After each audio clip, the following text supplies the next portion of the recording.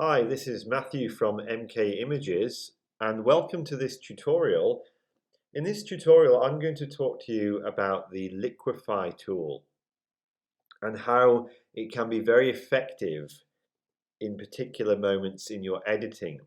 Now, for the purpose of this video, I'm just going to talk about the couple of basic features in this tool which will help you out an awful lot with your day-to-day modifications should you wish to use them. So here we have a picture of a family, and what I want to do is I want to slim down this lady's arm.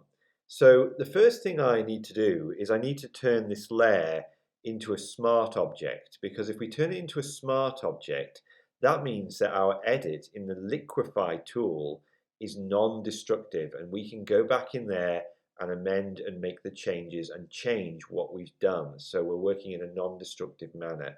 So in order to do that, we go to the layer, I right click and I go to convert to smart object. So it's now converted to a smart object.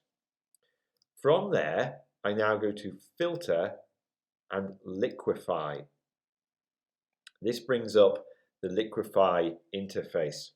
And as you can see, there are a few tools down the left-hand side of the screen, and I'm going to talk about the first two. The first one is the forward warp tool, and the second one is the Reconstruct tool. So what I want to do is I need to slim down this lady's arm. So I click on the forward warp tool like that, and it brings me up a brush. Now I can enlarge this brush by using the right bracket key to cover a bigger area, or decrease the size of the brush by using the left bracket key to decrease the area that I'm going to affect. So on this particular occasion I need a fairly reasonably sized brush. So I'm actually using a tablet, you might be using a mouse, but we go in and we gently just nudge it in. I think my brush might be a little bit too big, and we nudge in the arm in a very subtle manner until we get a more pleasing result. So that's not a bad result. Now on the right hand side we have the properties, and we have different sliders. Now size is the size of your brush, and the density is basically how long it's going to take to apply the changes that you make using the Liquify tool. So if you've got it on 0, that's going to take a little bit longer to do the change. So it's going to be a little bit more subtle. Whereas if I have that density up very high, those changes are going to be more acute. They're going to be more, it's going to be more sensitive basically, and it's going to be taking a quicker amount of time to make those changes. And that might not be suitable, because the whole idea in Liquify is to make it as subtle as possible. We don't want to start making massively huge changes which basically make people look not natural. So the whole idea is to make it so subtle. Now I don't like what I've done there, so I want to actually reconstruct the changes that I've made, and to do that I go to the Reconstruct tool, which is this one here, and I can then just press down on my tablet or mouse over the area that I've been changing, and I can slowly bring that back, and it'll bring it back to the original. Now obviously my density is a little bit higher, so that's going to take a little less time to actually make that change. So it's going to be a little bit more drastic, and obviously to make it subtle, I bring it down.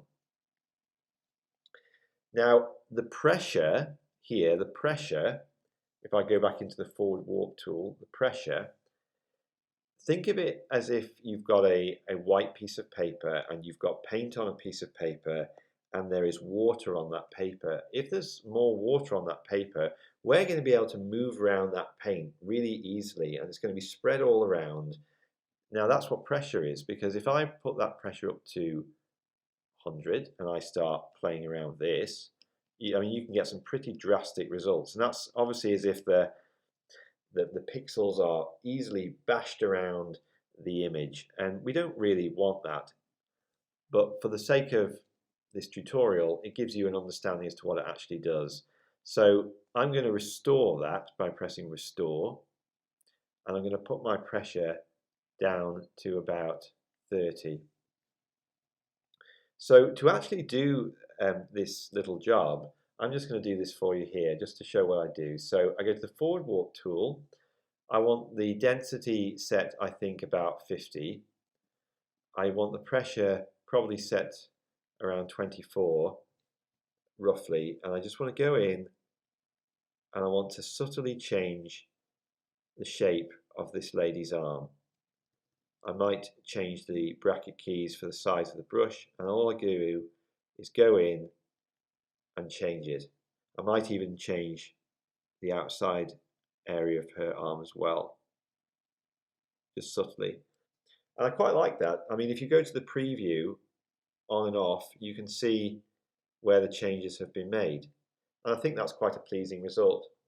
Now, there are other tools down the left-hand side, and I think for the case of this video, I think I'll leave those tools for another tutorial, otherwise this video will get quite long. So for this video, I'm just going to have covered the forward warp tool, the reconstruct tool, and some of the slider options here on the right, just to give you a basic understanding as to what they actually do. So I'm quite happy with this result. I'm going to press OK, and that's going to have made the change.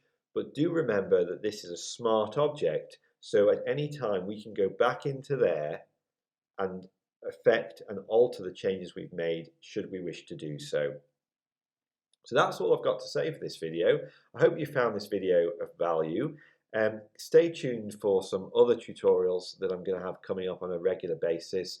Don't forget to subscribe to my content, and I will see you in the next Photoshop tutorial.